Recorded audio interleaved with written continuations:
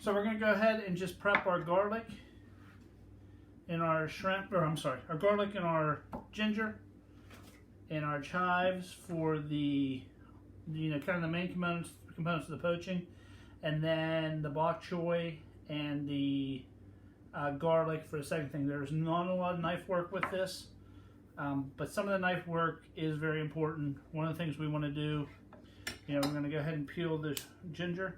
We want about a teaspoon or about a knuckle, about that big of ginger, so that's going to be extra. Just want to go ahead and take a spoon, scrape the skin off of that. Things you got to remember when cooking with ginger, it is pretty woody. You don't want big old toothpicks in anybody's to be picking out of your teeth or anything after this meal. So we want to mince this very fine. Things you could use would be a microplane. I'm not a big fan of how a microplane kind of mashes it. It's the same thing with like garlic and a garlic press. So just go ahead and take that, scrape everything off of it, all the outside off of it. That's all trash. So just going to take, my first cuts are going to be a very fine cut lengthwise to kind of, it's the same as like cutting a flank steak or cutting meat, to,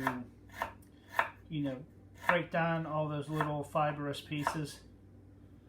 And then my next cut is going to be just to kind of mince it one way. And I do want a good bit of ginger with this. I think the recipe calls for, if I could read my own writing, about a tablespoon.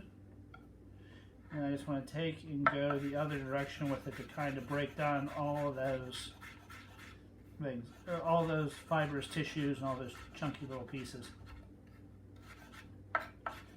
So when that's still about that point, take my garlic. I just want to slice it real fast. Using the tip of my knife, trying to get as thin as I can. You can use Japanese mandolin or certain things with that, but I really don't, one little piece, I'm not that worried about it. One quick cut through, and then I want to take these together and just give them a couple runs through with my knife. This is going to be the main flavor component of the sauce. If you're a fan of ginger and garlic, you can go a little bit heavier. If you want something more delicate, go a little bit lighter. So when that's done,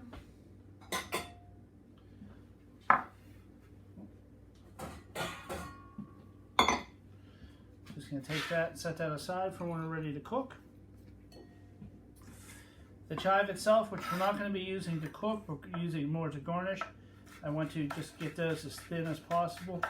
Again, being a little bit older and with the blossoms, they are a little bit different taste, a little bit heavier of a taste, but something that will freshen up and really help balance out the sauce and the presentation and whatnot of this dish whenever we finish it up.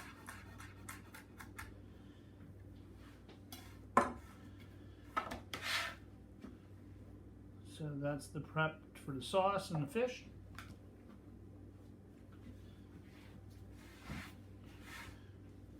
And we move on. The only thing we really need to do for the bok choy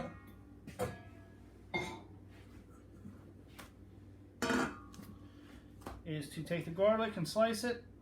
This is one where I do want the garlic a little bit thicker. Or not a little bit thicker. I want a whole piece, but thin.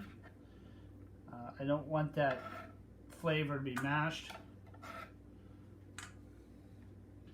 That's extra. And then for the bok choy, it's very young. My choy, there's a couple other names for this. I just want to take and kind of quarter it. Stem attached, everything attached.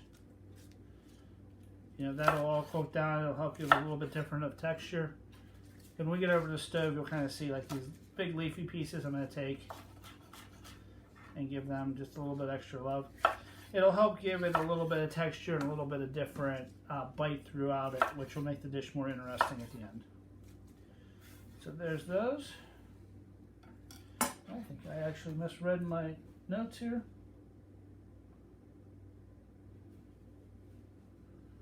I want my garlic with my shiitakes, not with my bok choy. So I'm going to go over, it's kind of going to all go in the end, so it's not a big deal. So that's really the end of our knife work on this.